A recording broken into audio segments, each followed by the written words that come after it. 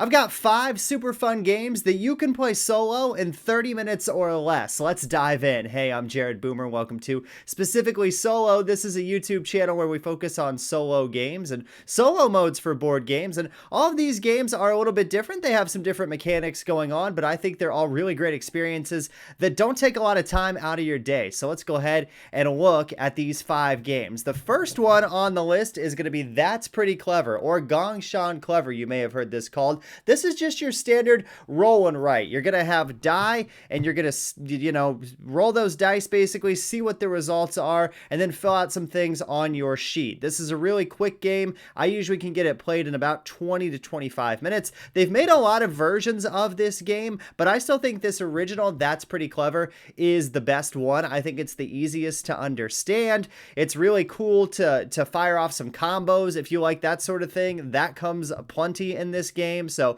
definitely one to look at, and also a really inexpensive game as well. That's one thing I didn't mention when we started, but a lot of these games on the list are not going to set you back that much money. There's one that is a little pricey, but the rest of these are all under $40. This usually is about 25 bucks. Sometimes you can even find it cheaper than that, but really solid roll and write. One of my favorite roll and writes that I have in my collection. And if you like that sort of game, definitely check out That's Pretty Clever. The next one on the list is a button shy game, and it is called Food Chain Island. Now, button shy, if you don't know, they all come in this little wallet. That's how they do all of their games, and they're all little card games. In this one, you have different animals, and all the animals have numbers on them. So what you're going to do is lay all these animals out, and then you're going to try to get down to like one card left at the end of it. So you just set up a grid, and then you're picking which animals you basically want to eat other animals. If you've ever played that peg game at Cracker Barrel, it's kind of like that in terms of if you leave gaps, you're pretty much screwed because you're not going to be able to really do a whole lot. There are some things that can help you mitigate that though, and all the cards have little special abilities on them as well. They've got a little mini expansion in here that you can add in too after you've kind of got your handle on the base game,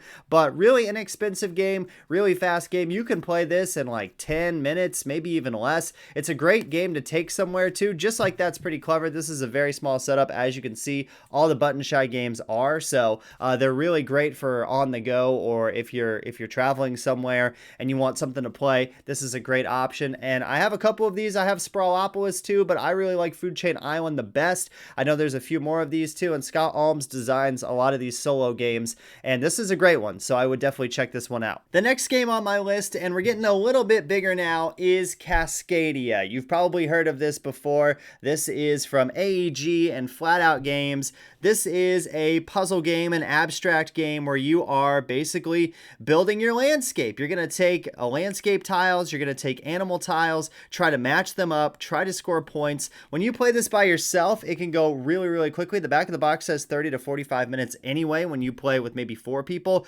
Solo though, you can go really quick. It's got a really nice list of solo scenarios and some solo achievements that are in the rule book. Also, they just came out with an expansion, Cascadia Landmarks, that one nice thing is it fits in this box and is no problem. So that's one thing that I really like. But also, it adds some more solo variety to the game in terms of new scoring cards and different things you might do with your animals. And then it also adds those landmarks in as well. So if you want a really good abstract game that you can play solo, this is one to look at. I also really like how this game, I like games where you progress and you kind of build something up, and that's the case in Cascadia. You're going to start, you're not going to have, much in your landscape at all. You're just going to have one tile, but then at the end of the game, you're going to have that built out and it's going to look really cool, and it looks different every single game. So that's one thing that I really enjoy. The solo mode for this is super duper simple. You're just going to remove a couple of tiles every turn. You're going to play a set amount of turns. So every game you play this solo is going to take roughly the same amount of time.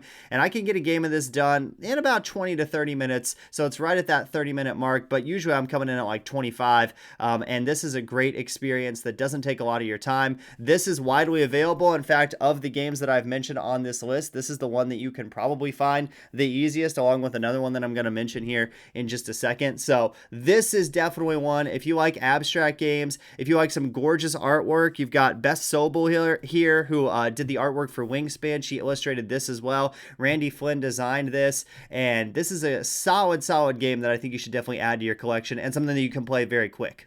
Okay, the next game on the list is a logic and deduction game, and that is The Search for Planet X. This is from Renegade Games and Foxtrot Games, excuse me.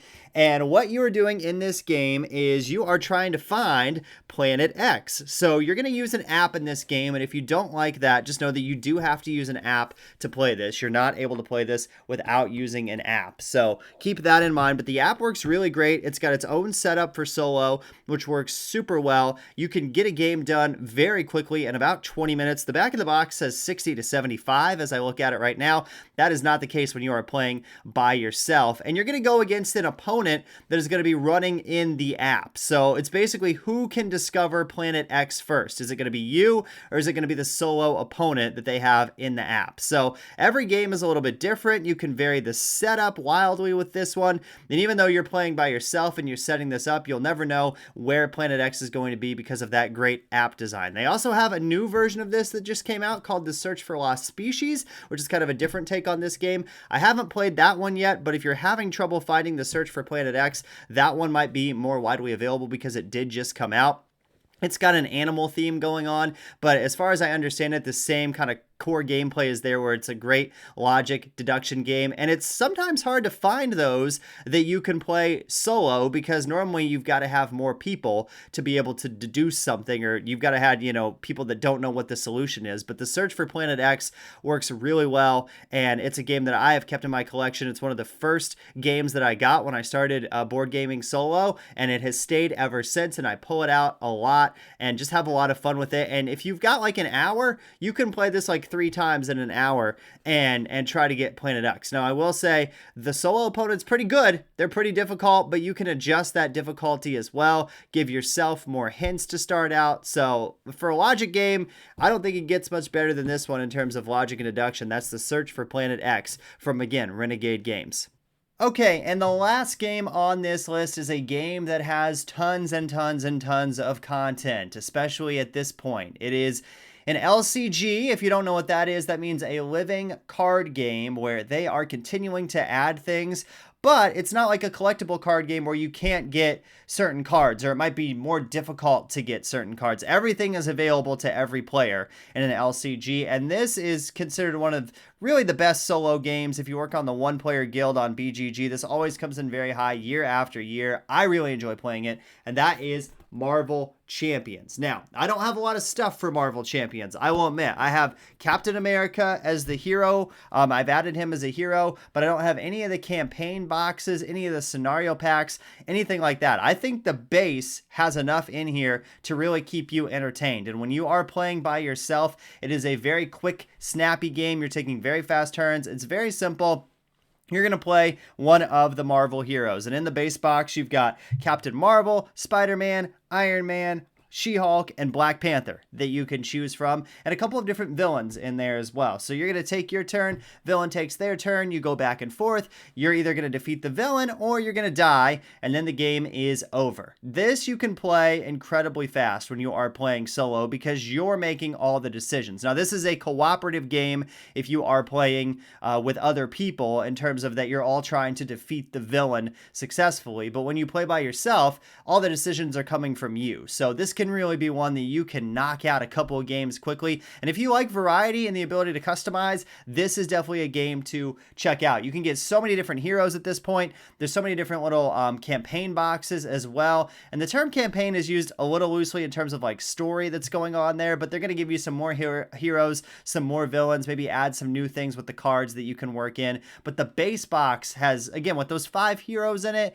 and with a couple of different villains, you've got like a lot of content just in the base box. And this is one that you're going to be able to find very easily if you go into your friendly local game store or an online retailer. It is likely that they will have the Marvel Champions base box in stock. And there's a couple of different LCGs that are really popular with the solo community. There's Arkham Horror, which I think is a little bit harder than Marvel Champions. I don't like that one quite as much. I have played that one. And then the Lord of the Rings LCG as well. I have not checked that one out, but I've heard that one's really fun and gives you some more story. This is probably the least story of the 3, but in terms of easiness of gameplay and easy entry, I would say this one is the way to go, especially if you've never played an LCG before. This might be a great one to start with. So that is Marvel Champions. Champions. So, as a recap, real quick, the 5 games that I've suggested today that you can play in 30 minutes or less solo are Marvel Champions, Food Chain Island, that's pretty clever, The Search for Planet X, and also Cascadia. Those are all the games that I've got for you today. Thanks so much for watching. You can like and subscribe to the channel. That definitely helps us out if you like this video, and subscribe and check out some of the other videos that I have as well. I've got some solo reviews. I just did a solo playthrough on Resist the other day, which is a solo only game. So check all that out. Thank you so much for watching. Until next time, I'm Jared. You've been checking out Specifically Solo.